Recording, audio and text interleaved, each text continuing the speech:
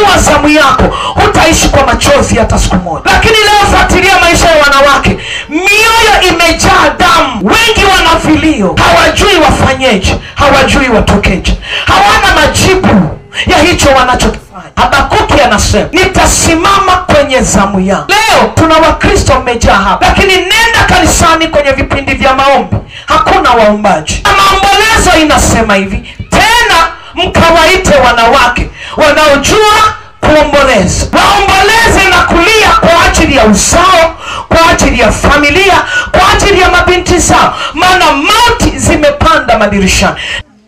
Halafu wanataka majibu ya mambo magumu wanayoyapitia.